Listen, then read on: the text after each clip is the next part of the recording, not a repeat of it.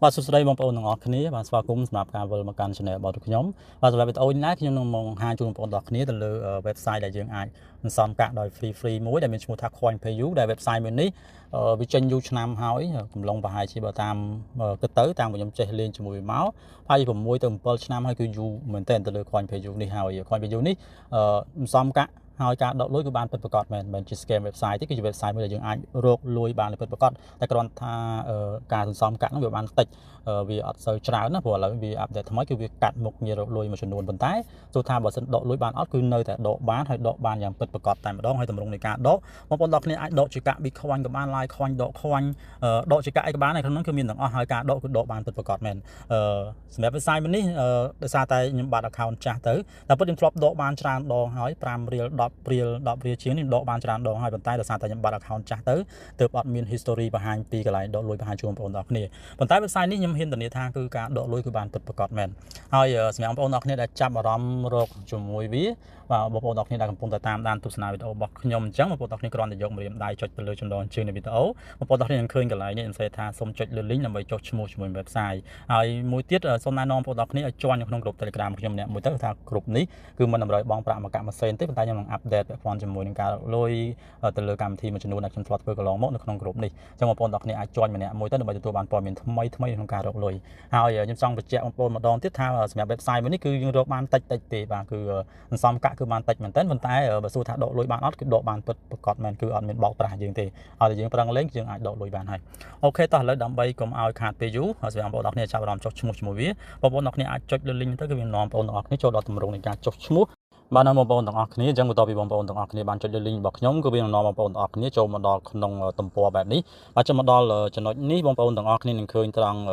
់ចំណុចនេះបាទគឺសញ្ញាត្រេ4ខាងលើនេះយើងចុចលើវាអញ្ចឹងយើងនឹងកលេចមើលឆ្វេងដៃឃើញមានពាក្យ2ទី1គឺ register ទី2គឺ login អញ្ចឹង login នេះសម្រាប់បងប្អូនដែលធ្លាប់មានគណនីឬក៏បង្កើតជាមួយនឹង website នេះពីមុនមកហើយគ្រាន់តែបំពេញជាមួយ Gmail password ហើយ login ទៅគឺយើងអាចចូលទៅសន្សំកាក់ជាមួយនឹង CoinPayu នេះឡើងវិញហើយសម្រាប់អ្នកដែលថ្មីបងប្អូនទាំងអស់គ្នាអាចចុចទៅលើ register ខាងលើនេះអូខេចឹងបងប្អូនទាំងអស់គ្នាចុចលើវាមកបន្ទាប់ទៀតបងប្អូនទាំងអស់គ្នាឃើញផ្ទាំងមួយដែលវាបង្ហាញជាមួយទម្រង់បែបនេះគឺ register អញ្ចឹងខាងលើនេះគឺយើងបំពេញជាមួយ Gmail ខាងក្រោមគឺយើងបំពេញជាមួយ password ហើយ repeat password នេះគឺដាក់ password យ៉ាងម៉េចឲ្យដូចជាមួយ password ខាងលើហើយ password ហ្នឹងគឺត្រូវតែដាក់ដោយផ្ដើមជាមួយនឹងអក្សរលេខនិងសញ្ញាតិចតួចមកបាទនៅពេលបងប្អូនទាំងគ្នាបំពេញ password ដែលមានភាពមាំទាំគឺវា load ពណ៌ឲ្យយើងឃើញត្រង់ចំណុចនេះចឹងមកដល់កន្លែងនេះខ្ញុំសូមបំពេញជាមួយនឹងGmail និង password របស់ខ្ញុំតិចសិនដើម្បីបង្កើតជាមួយគណនីបាទបងប្អូនទាំងអស់គ្នាអញ្ចឹងបន្ទាប់ពីខ្ញុំបានធ្វើការបំពេញជាមួយ Gmail និង password រួចរាល់បងប្អូនទាំងអស់គ្នាឃើញ password ខាងលើនេះគឺវា load ពណ៌ឲ្យយើងហើយតម្រង់នៃការបង្កើត password ខ្ញុំគ្រាន់តែឧទាហរណ៍បង្ហាញជូនបងប្អូនតិចទេ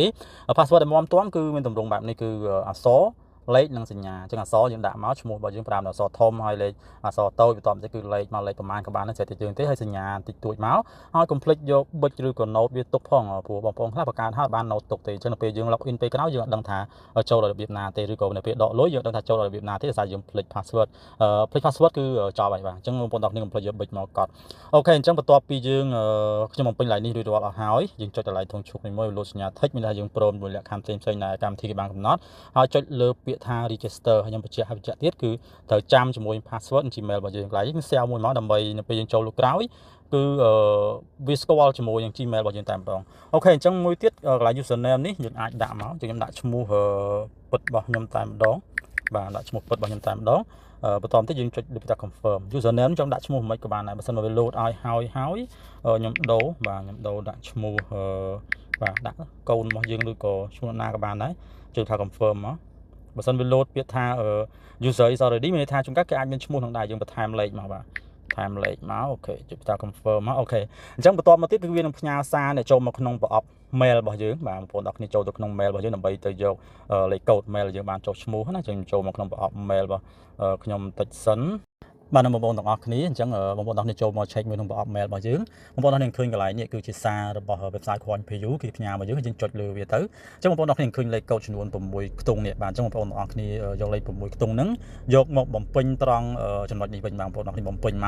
កហើយចុចលើពាក្យថា confirm អូខេអញ្ចឹងបន្ទាប់ពីយើងចុចលើពាក្យថា confirm បងប្អូនទាំងគ្នាឃើញកន្លែងនេះគេដាក់ពាក្យថា verify successfully you may log in now អញ្ចឹងមកដល់កន្លែងនេះបងប្អូនទាំងអស់គ្នាគឺវានឹង load ចូលទៅក្នុងតម្រងមួយទៀតគឺតម្រងនៃការ login ណាអូខេអញ្ចឹងបងប្អូនទាំងអស់គ្នាគ្រាន់តែបំពេញជាមួយ Gmail និង password របស់យើងបងប្អូនទាំងអស់គ្នា select កន្លែងនេះមួយមក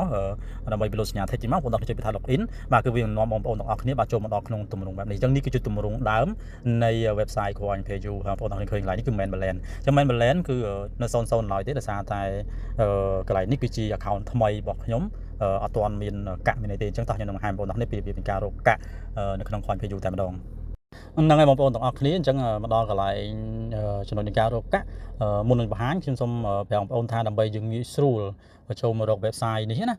នៅពេលខ្លះយើងពិបាកចូលក្នុង browser ដើម្បីរកវាអញ្ចឹងបងប្អូនទាំងអស់គ្នា add វាដាក់នៅ home screen របស់យើងបងប្អូនទាំងអស់គ្នាចុចលើសញ្ញា 3 ខាងលើនេះខាងលើបងអស់នេះអូខេបន្ទាប់មកទៀតបងប្អូនទាំងអស់គ្នាអាច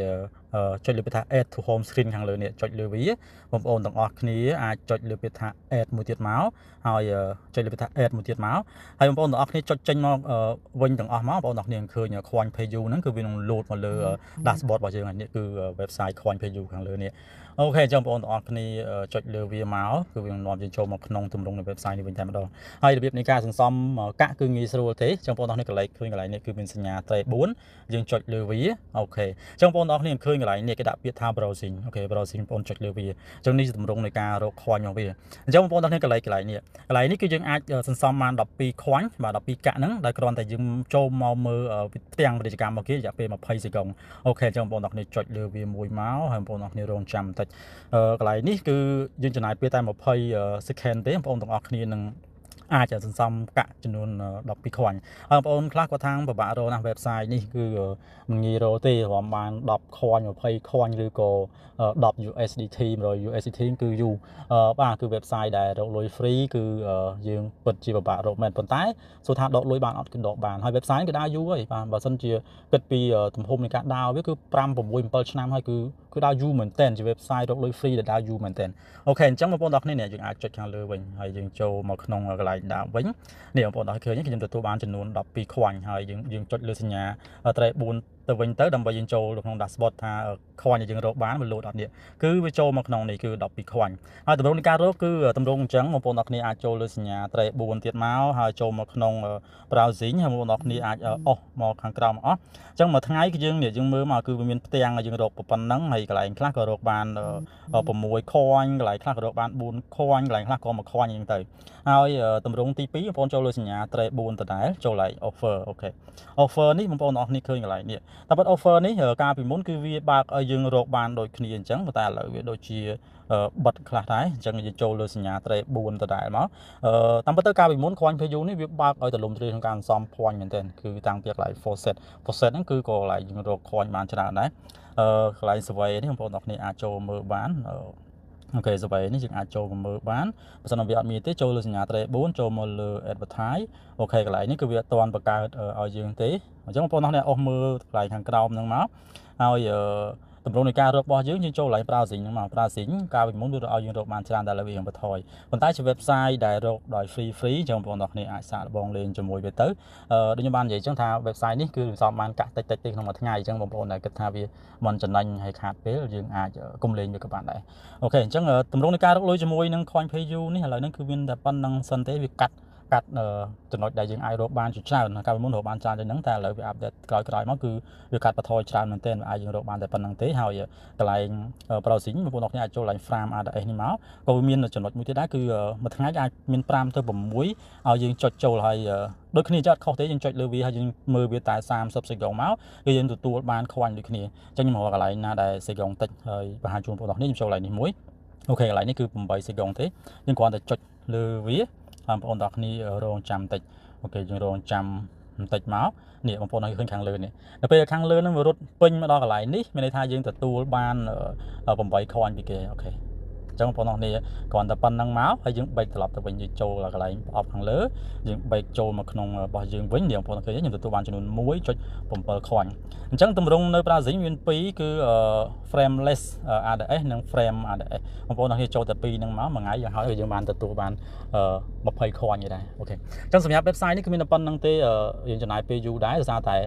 website នេះគឺវាស្រៀងស្មុគស្មាញនៅពេលដែលយើងចុះឈ្មោះតែសម្រាប់ការលេងគឺងាយទេអញ្ចឹងខ្ញុំសូមបញ្ចប់វីដេអូនេះប៉ុណ្្នឹងហើយសម្រាប់បង នដែលមានចម្ងល់អាច comment សួរខ្ញុំនៅក្នុងវីដេអូនេះឬក៏អាចឆាតចូលទៅក្នុង group Telegram ដើម្បីងាយស្រួលក្នុងការឆ្លើយឆ្លងគ្នាអូខេអញ្ចឹងសូមអរគុណបងប្អូនហើយបានចំណាយពេលមានតម្លៃបាទតាមដានទស្សនាវីដេអូខ្ញុំតាមដានរហូតដល់ចប់បាទអរគុណសូមគោរពលា